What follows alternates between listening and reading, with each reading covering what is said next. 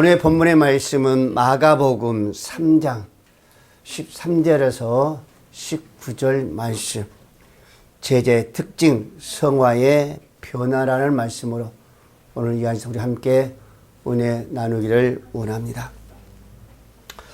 예수님께서 오늘 본문의 말씀에 보면 12 제자들을 부르시고 세우십니다. 그럼 예수님께서 이 제자들을 왜 부르셨는가, 왜 세우셨는가라는 것을 오늘 우리에게 말씀해 주고 있습니다. 그러면서 우리가 두 가지를 우리가 들으면은, 하나는 그와 동행하며 가르침을 받는 것이고, 또 하나는 복음을 전파하며 귀신들을 쫓아내도록 파송받는 제자들이었다라는 것을 오늘 우리에게 볼 수가 있습니다. 우리 예수님의 더 분명한 뜻은 그들을 세워가지고 복음을 전파하며 훈련시키며 나아가서 당신의 사후에 교회의 구심점이 되기 위해서 이들을 세우시고 그들과 함께하며 훈련하신 것을 우리가 볼 수가 있습니다. 그래서 당신은 당신 원한 제자를 부르시고 또 세우셔서 아버지 하나님께서 역사에 가신 것을 우리가 봅니다. 물론 주님의 일꾼과 부르심에만 해당된 것이 아니라 오늘날 우리의 모든 성도들에게도 똑같은 그런 동일한 부르심이 아닌가라는 것입니다. 주의 부르심을 받는 자 중에 누구도 자신의 뜻에 따라 된 사람은 하나도 없습니다.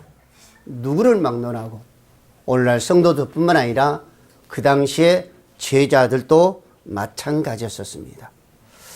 또 자신의 공로나 어떤 노력으로 된 사람도 없습니다.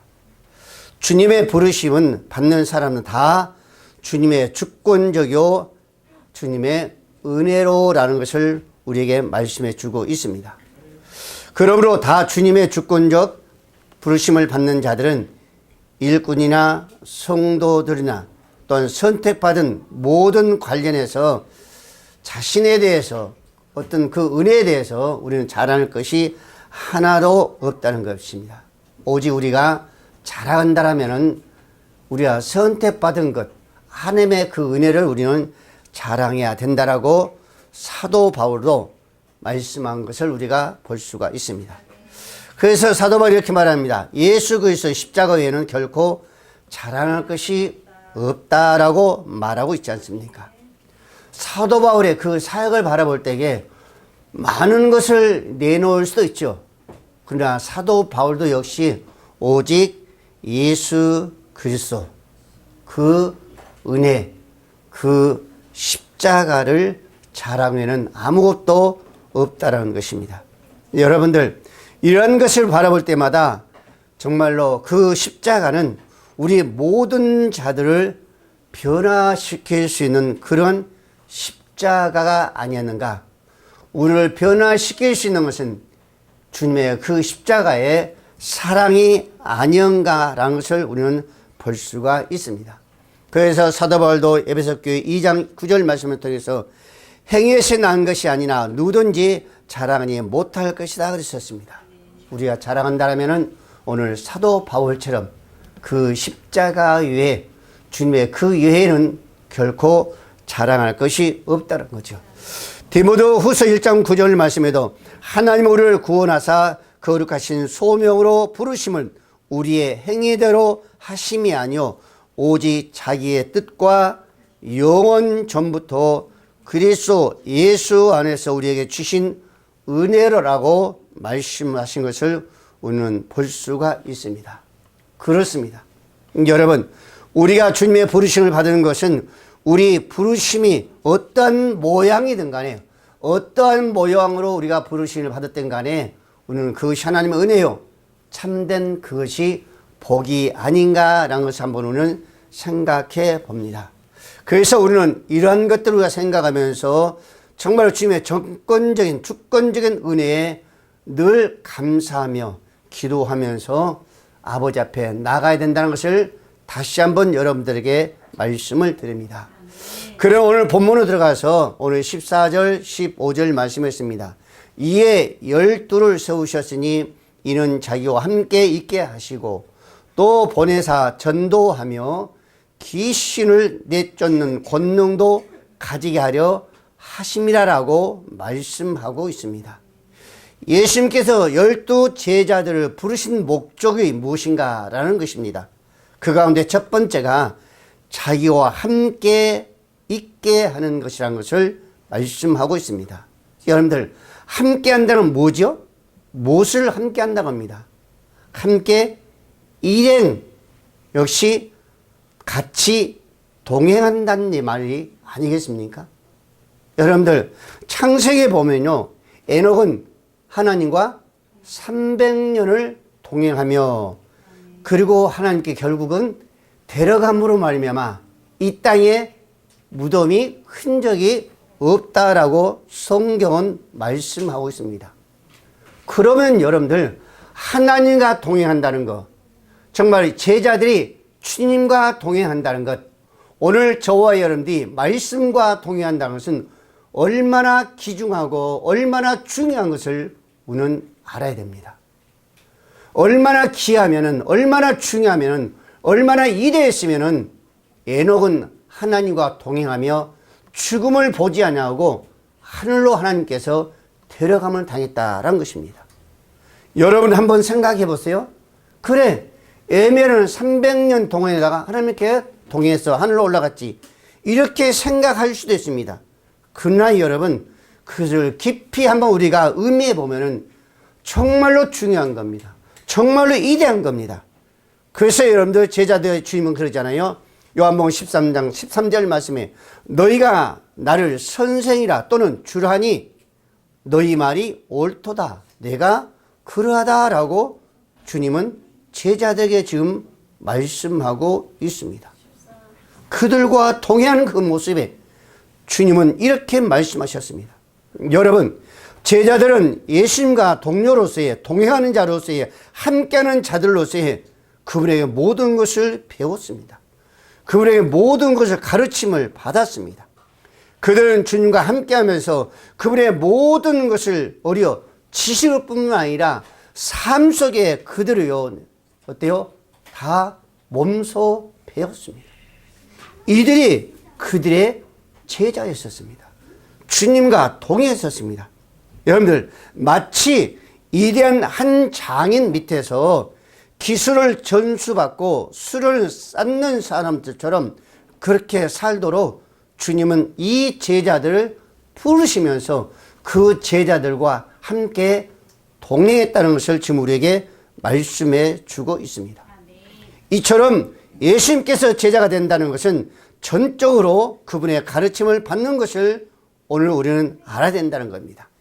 예수님의 분부하신 모든 것을 타인에게 내가 정말로 넉넉히 가르쳐 있을 정도로 우리는 배워야 되고 우리는 몸소 익혀야 되고 그러한 훈련으로서 우리는 나아가야만이 그 사람이 바로 제자가 될 수 있다는 겁니다.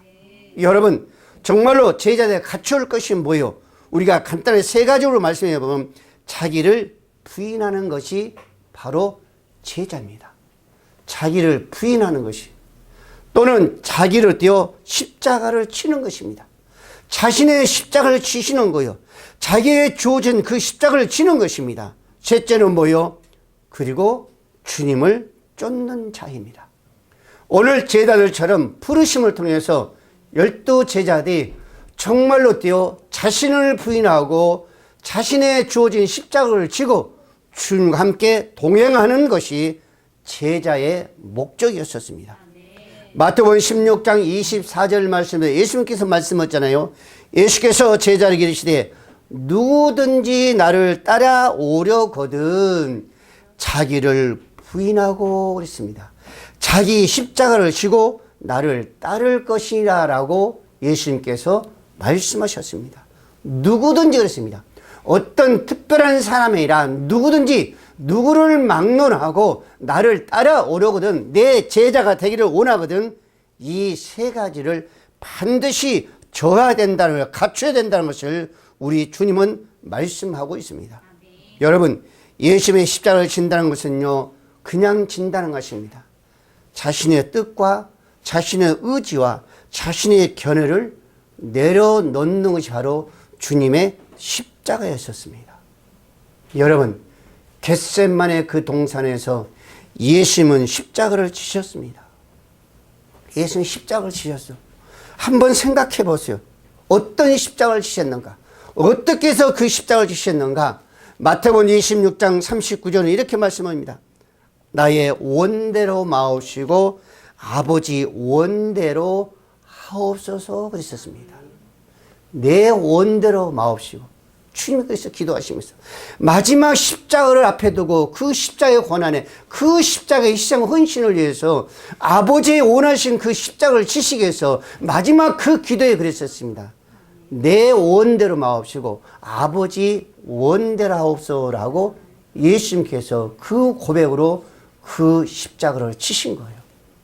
이 말씀 우리가 다시 한번 깊이 우리가 의미해 보면은 내 원대로 마옵시고 아버지 원대로 하옵소서라는 것은 내 뜻대로 마옵시고 내 의지대로 마옵시고 내 어떤 견해대로 하지 마시고 모든 것은 아버지 뜻과 아버지 원의도 견해대로 하라는 것입니다.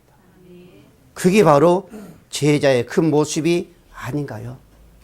그러므로 예수님은요 철저하게 그분에게 복종시키고 바로 주님의 그 십자가에 희생을 하신 거죠.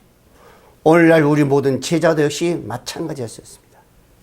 제자는요 예수님을 아는 거예요.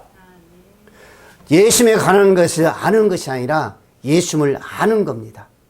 예수님에 관해서 아는 것은요 우리가 많은 서적을 통해서나 어떤 전문가를 통해서든 얼마든지 우리는 배우고 익힐 수가 있습니다.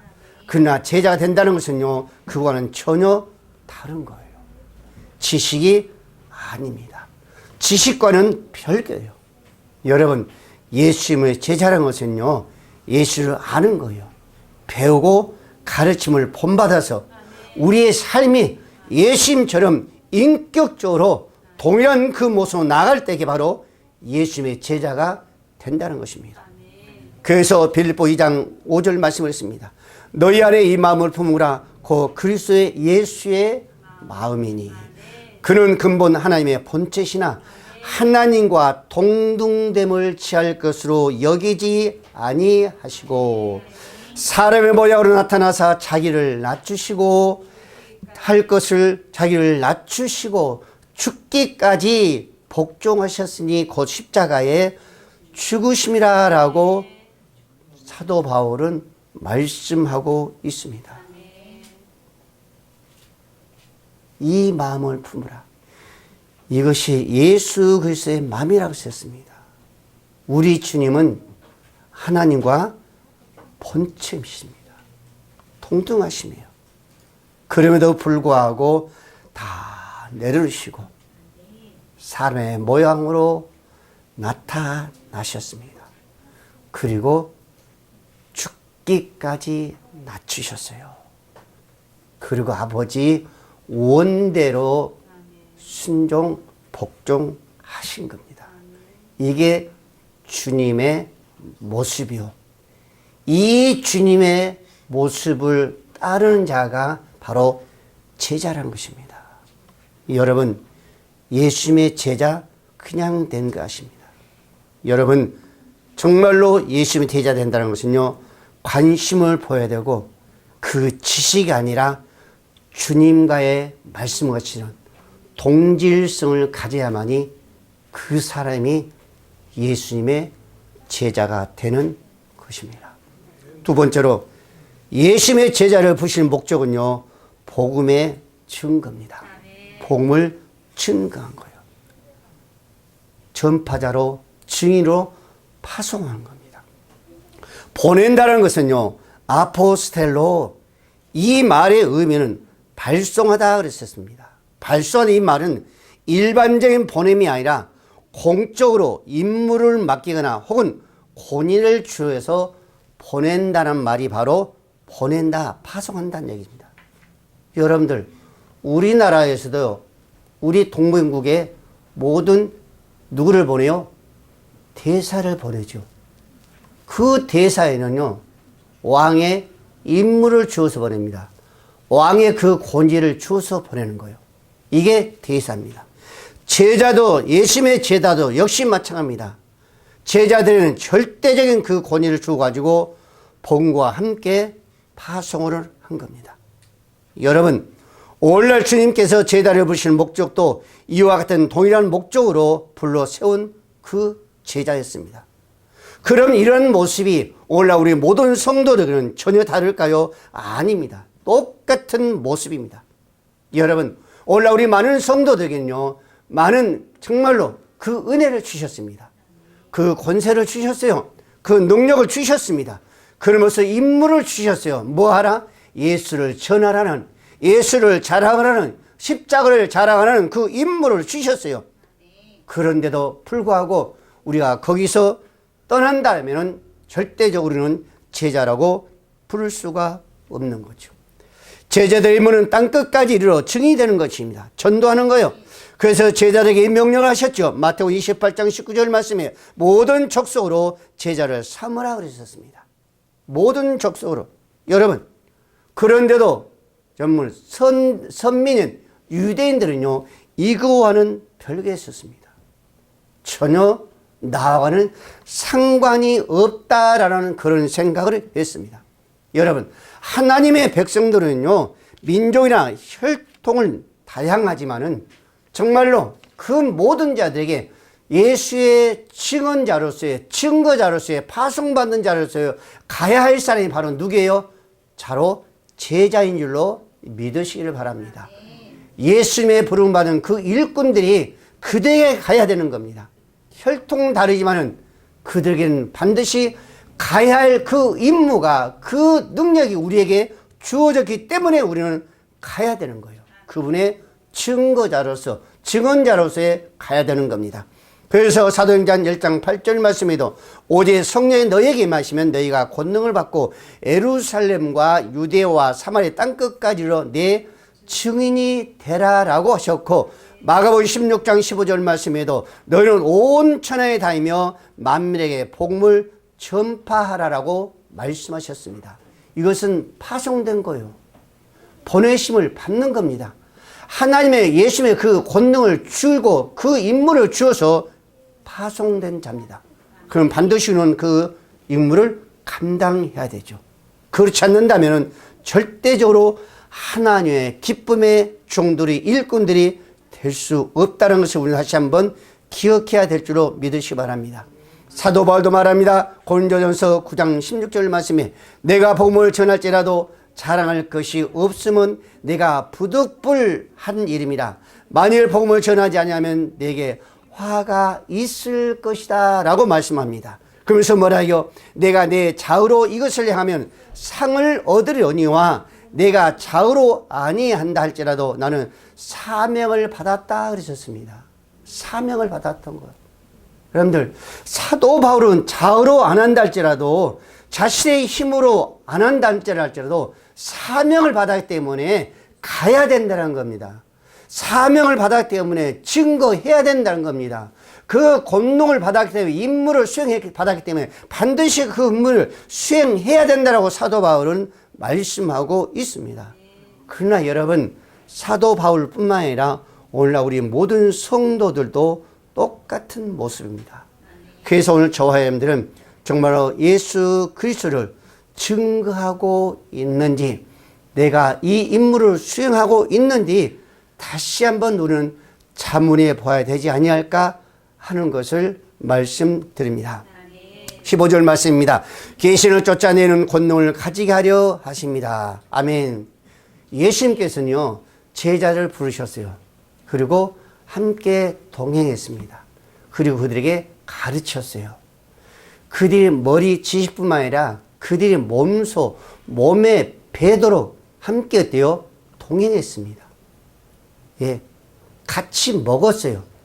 같이 잠을 잤습니다. 그러면서 이들에게 어때요? 권능을 주어서 임무를 주고 파송한 겁니다. 그게 뭐요? 귀신을 쫓아낼 수 있는 그 권능을 그들에게 부여했다라고 성경은 말씀하고 있습니다. 마가복음에 보면요, 예수님께서는요, 모든 시간마다 제자들과 함께하는, 정말 훈련시키는, 가르치는 모든 일을 하랬다는 것을 우리에게 보여주고 있습니다. 그래서 그들에게 보내고 그들에게 파송한 거죠. 여러분들, 제자들의 모든 사역은요, 정말 어떻게 보면은 그 권능을 받아가지고 복음을 전파하는 이것뿐만 아니라 그 악의 세력을 제압하는 데에 이게 더 큰 사명이 아닌가라는 것을 우리가 볼 수가 있습니다. 왜 그럴까요?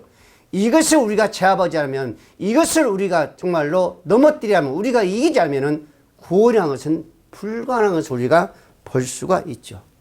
그래서 예수님께서 얘기하신 모든 구원은 반드시 악한 사단 마귀와의 반드시 뭐가 있어요? 관련이 있습니다. 그건 100%입니다. 어디를 보아도 여기에 모든 것이 다 치우치는 것을 우리가 볼 수 있습니다. 그래서 그 악의 세력을 제할 수 있는 제자들에게 그 권능을 주었다라고 말씀하고 있습니다. 여러분, 우리가 성경 한번 찾아볼까요? 우리가 마가복음 9장 한번 볼까요?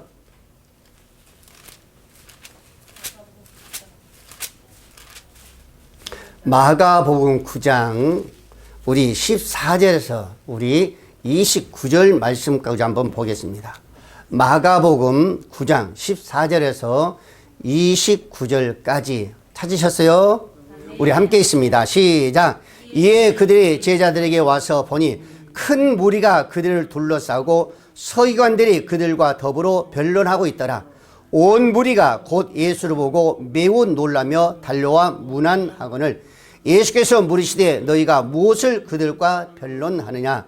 무리 중에 하나가 대답하되 선생님, 말 못하게 귀신 들린 내 아들을 선생님께 데려왔나이다. 귀신이 어디서든지 그를 잡으면 거꾸로 거품을 흘리며 이를 갈며 그리고 파리해지는지라. 내가 선생님의 제자들에게 내쫓아 달라 하였으나 그들이 능히 하지 못하였다이다. 대답하여 이르시되 믿음이 없는 세대여, 내가 얼마나 너희와 함께 있으며 얼마나 너희에게 참으리요? 그를 내게로 하시매 이에 데리고 오니 귀신이 예수를 보고 곧 아이로 심히 경련을 일으키게 하는지라. 그가 땅에 엎드러져 구르며 거품을 흘리더라. 예수께서 그 아버지에게 물으시되 언제부터 이렇게 되었느냐 하시니 이르되 어릴 때부터이다. 귀신이 그를 죽이려고 불과 물에 자주 던졌나이다. 그러나 무엇을 할 수 있거든 우리를 불쌍히 여기사 도와주소서. 예수께 이르시되 할 수 있거든 무슨 말이냐? 믿는 자에게 능하지 못할 일이 없느니라 하시니 곧 그 아이의 아버지가 소리를 질러 이르되 내가 믿나이다. 나의 믿음 없는 것을 도와주소서 하더라.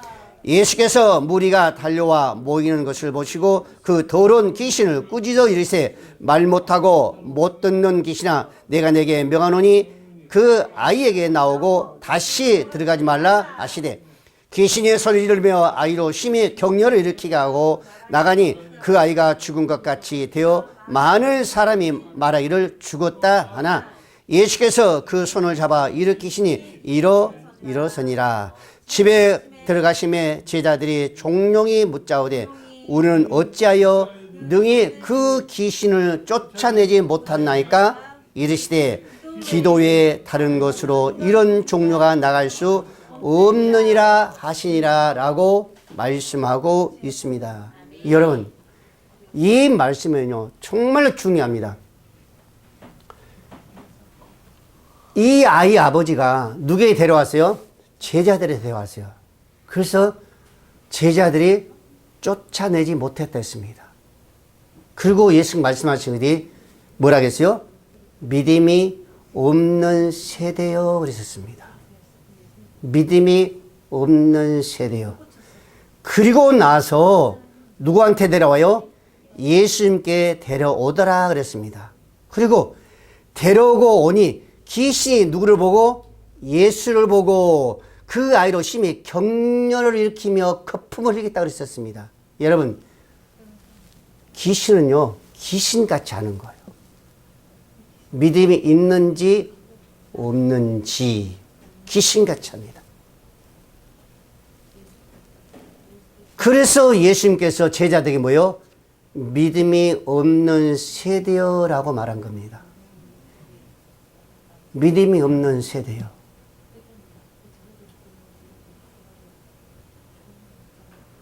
그러고 나서 예수님이 데려오니까 그 귀신이 예수를 보자마자 그 아이에게 경련을 일으키면서 어때요? 거품을 흐리게 합니다. 그러고 나서 예수님이 꾸짖으시니까 귀신이 나갔어 안 나갔어요? 나갔어요. 그리고 중요한 건 우리 29절 말씀에 제자들과 종료이 그랬습니다. 와서 우리는 어찌하여 예수님 우리는 어찌해서 귀신을 쫓아내지 못했습니까? 우리가 했는데 왜 귀신들이 안 나갔어요? 바로 그 얘기예요. 그 얘기. 그래서 예수님이 대답한 얘기가 바로 무슨 얘기예요? 기도 외에는 다른 것으로 이런 이유가 나갈 수 없다고 그랬었습니다. 여러분 결론은 뭐예요? 기도를 안 한다는 얘기예요. 기도하면은 믿음이 하나님께 허락하신 줄로 믿으시 바랍니다. 기도하면은 하나님은 믿음을 주셔요. 기도하면은 권능을 주신 줄로 믿으시기 바랍니다. 결론적으로 뭐예요? 제자들은 기도를 안 하는 거예요. 여러분들 엘리야는 우리가 성경 똑같은 자라고 했잖아요. 그러나 어때? 기도한 즉 하늘을 모는 여섯자가 됐잖아요.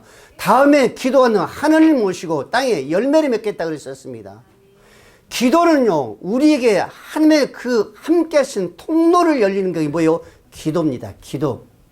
기도는 뭐예요? 내가 은혜를 받을 수 있는 통로가 기도입니다. 기도는 뭐예요? 내가 축복을 받을 수 있는 통로가 기도예요. 기도는 내가 병 나을 수 있는 그 통로가 기도입니다, 여러분들요. 기도는 모든 것을 해결할 수 있는 그 기도다니까요. 응? 그러니까 여러분들 오늘 제자들에게 그런 권능을 줬단다 할지라도 그들은요, 어때요? 기도하지 않는 그 이유예요, 기도.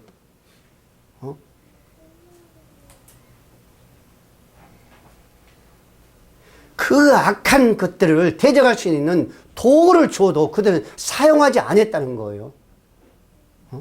오늘날 우리 모든 성도도 마찬가지입니다. 모든 권능은요 다 준 거예요. 안 주신 거 아닙니다. 다 주셨습니다. 믿음요, 여러분들 믿음이 주셨기 때문에 여기까지 온 거 아니에요? 저는 그렇게 생각해요. 그러나 중요한 것은 여기서 우리는 어때요? 기도해야 된다. 기도해야 된다. 기도해야 된다는 겁니다. 지성이 말 안 들어봤어요? 내가 기도를 5번 했는데 5번을 꽁을 차가지고 어때요? 꼴을 했다고 했잖아요.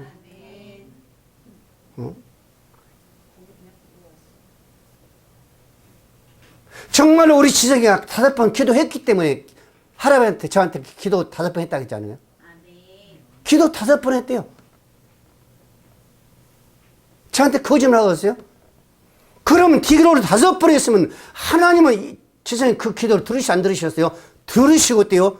응답하신 거예요. 응? 누구는 그러더라고요. 응? 지성이 앞으로 공이 들러오더라. 그게 글로 들어온 거 아니에요, 그게. 친구를 통해서 하나님 같아요. 공을 인도한 거예요. 지성이 앞으로 이끌은 거예요. 응? 그 공이 멍청한 공이 아니에요, 여러분들요. 그 친구가 패스할 때 멍청해서 패스한 거 아니에요. 이런 사소한 것, 작은 것 같지만은 지성이는 어때요? 좀 있으면요, 아하, 이게 하나님이 나를 도우셨구나 라는 것을 깨달을 겁니다. 그렇습니다. 아무리 우리는 어떤 능력이 있다는 할지 우리가 기도하지 않으면 아무것도 아니에요. 아무것도 아니에요. 모든 걸 다 내어준다 할지라도 사랑이 없으면 아무것도 아니다라고 성경은 말씀하고 있습니다. 사도 바울이. 조한도 그랬었습니다. 제자들뿐만 아니라 우리에게도 이와 같은 능력을 주신 줄로 믿으시길 바랍니다. 그러면 받았으면 이 능력을 우리가 사용하기 위해서 뭘로? 기도로 우리는 준비해 갈 줄로 믿으시기 바랍니다. 기도로. 마지막으로 16절 17절입니다. 이에 열도를 세우셨으니 시므에게 베드로란 이름을 더하셨고 세베대 아들 야고보와 야고보의 형제 요한이니 이 둘에게 보아너게, 그렇죠? 보아너게 곧 우리의 아들이란 이름을 더하셨으며 라고 말씀하고 있습니다. 그러면은 세베대 야고보와 야고보 형제 요한이 어떤 자였었어요? 온유한 자가 아니었었어요. 뭘 하겠어요? 보아너게 곧 우리의 아들이라고 했잖아요. 순한 자, 착한 자가 아니었었어요.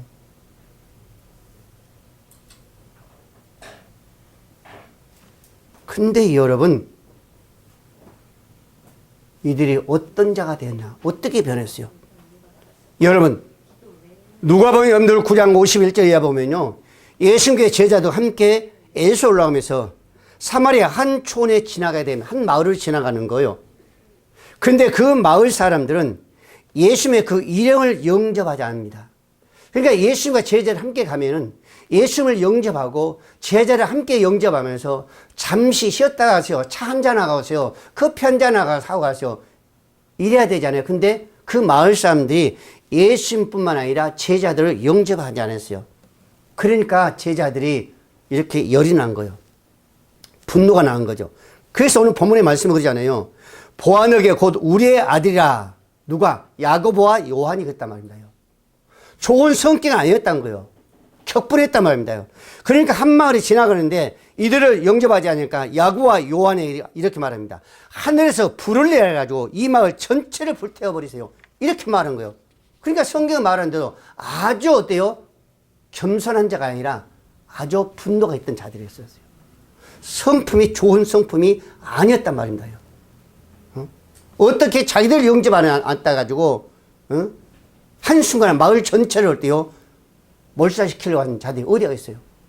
바로 야고보 형제와 야고보가 됐단 말입니다. 이런 불같은 그런 성격 가진 이들을 훗날에 하나님이 어떻게 이들을 변화시켰어요? 여러분, 야고보는요, 제자들에게 첫 번째 순교했습니다. 순교자였어요. 그것도 뭘로? 칼에 맞아 순교했습니다. 이렇게 변화시킨 거예요. 누가? 하나님의 그 사랑이었습니다. 예수님의 그 십자가의 사랑이었었어요.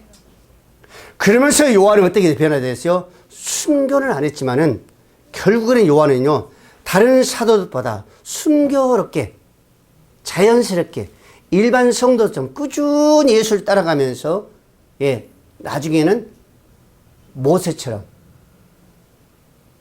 수명이 다 되어 하나님께 불러가셨어요.